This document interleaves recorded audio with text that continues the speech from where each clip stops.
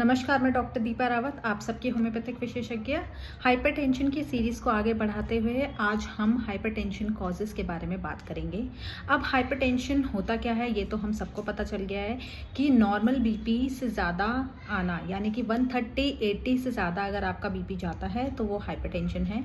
Hypertension is not a disease, ये कोई बीमारी नहीं है, इट इज़ अ सिम्टम जिसके बहुत सारे कारण हो सकते हैं। हाइपरटेंशन होता क्या है? हाइपरटेंशन में जो हमारी आर्टरीज होती हैं वो इफेक्ट होती हैं और ब्लड और ज़्यादा प्रेशर देता है so that it can reach to the end organ.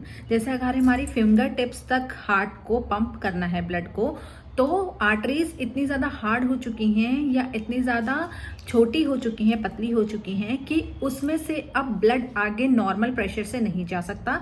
इसलिए हार्ट को बहुत ज़्यादा प्रेशर डालना पड़ता है ताकि ब्लड उन वेसल्स में से, उन आर्टरीज में से आगे की तरफ फ्लो हो सके। तो जब हम उस प्रेशर को मापते हैं और वो ज़्यादा आता है, इसका मतलब हमको हाइपरटेंशन है, यानी कि हमारा बीपी, ब्लड प्रेशर जो है वो हाई हो गया है।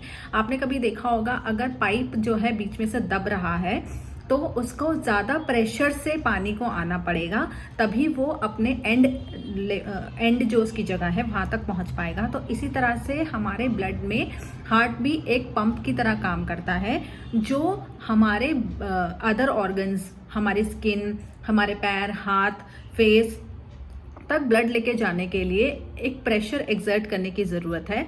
अगर हमारी जो आर्टरीज हैं, यानी कि जो पाइप है जिसके थ्रू ब्लड हमारी बॉडी पे जा रहा है, वो पतला हो जाए या फिर उसमें कुछ हार्ड डिपॉजिट्स हो जाएं, तो सबसे पहले मैं बताना चाहती हूँ कि हाइपरटेंशन दो तरह का होता है। असेंशियल हाइपरटेंशन, जिसको हम प्राइमरी हाइपरटेंशन भी बोलते हैं, इसका कोई पर्टिकुलर कॉज नहीं होता और ये धीरे धीरे ग्रेजुअली टाइम के साथ बढ़ता जाता है और टाइम के साथ हमें पता चलता है कि हमें हाइपरटेंशन है। फिर भी कुछ चीज़ों को इससे रिलेट करा गया है और पाया गया है कि इन कारणों की वजह से प्राइमरी या एसेंशियल हाइपरटेंशन हो सकता है। जैसे आपकी डाइट में सॉल्ट का इंटेक बहुत ज़्यादा है, आप एक्सरसाइज नहीं करते हैं, या फिर ओबेसिटी बढ़ गई है, मोटापा बढ़ गया है, आप अल्कोहल या टोबैको स्मोक करते हैं, सिगरेट, बीड़ी, इन सब का सेवन करते हैं, आप स्ट्रेस, टेंशन में रहते हैं, वो भी एक कारण होता है एसेंशियल हाइपरटेंशन का।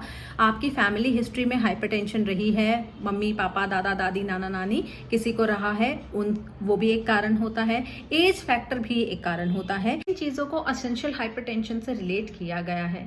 दूसरे टाइप का होता है सेकेंडरी हाइपरटेंशन, जहां पर हमें कॉज पता होता है कि इस कारण से ही बीपी ज़्यादा है, यानी कि बीपी होने का यही कारण है, वो हमें पता होता है। इसमें हमारे एड्रिनल ग्लैंड के ट्यूमर्स आते हैं, जो एक छोटा ग्लैंड होता है हमारे किडनी के ऊपर। उसमें कुछ ऐसे हॉर्मोन्स रिलीज होते हैं जो बीपी बढ़ा देते हैं। तो उसके अगर ट्यूमर्स है तो हॉर्मोन्स बहुत ज़्यादा सिक्रीट होंगे और उसकी वजह से आपको हाई बीपी रहेगा। सेकेंड है हमारा किडनी डिजीजेस, क्योंकि किडनी से हमारे बहुत सारे सॉल्ट्स फिल्टर होते हैं, बहुत सारे मिनरल्स फिल्टर होते हैं, तो वहाँ पर अगर कोई प्रॉब्लम आ जाती है तो वो फिल्टर नहीं हो पाते और हमारी बॉडी में रह जाते हैं, जिसके कारण से हमारा ब्लड प्रेशर बढ़ता है। थर्ड थिंग इज हमारी जो किडनी तक लेके जाने वाली एक ब्लड वेसल है, उसको रीनल आर्टरी बोलते हैं, यानी कि किडनी तक जाने के लिए एक पाइप दिया हुआ है जहाँ से किडनी तक ब्लड जाता है। अगर उसकी नली पतली हो गई है, यानी कि उसका स्टेनोसिस कुछ जम गया है या उसका जो रास्ता है वो पतला हो गया है, तो भी हमारे हार्ट को बहुत ज़्यादा प्रेशर डालना पड़ता है किडनी तक ब्लड जाने के लिए। तो किडनी आर्टरी स्टेनोसिस भी इसका एक कारण हो सकता है। Next is thyroid disorders. Thyroid की गोली अगर आप खाते हैं, चाहे आपको हाई थायराइड लेवल्स रहते हैं या लो रहते हैं, वो कारण भी होता है आपके ब्लड प्रेशर के बढ़ने का। नेक्स्ट इज अगर आप कोई मेडिकेशंस बहुत रेगुलरली लेते हैं, खासकर साइकेट्रिक मेडिकेशंस होती हैं इसमें, और रेगुलरली कोल्ड कफ की मेडिसिन भी अगर आप लेते हैं, पेन किलर्स लेते हैं, बर्थ कंट्रोल पिल्स लेते हैं, तो ये कुछ दवाइयां हैं जिनको रेगुलर यूज़ करने से या लंबे यूज़ करने के कारण भी आपको हाइपरटेंशन हो सकता है। Next is pregnancy. प्रेगनेंसी में भी हाइपरटेंशन होता है, क्योंकि प्रेगनेंसी में हमारा ब्लड वॉल्यूम बढ़ जाता है।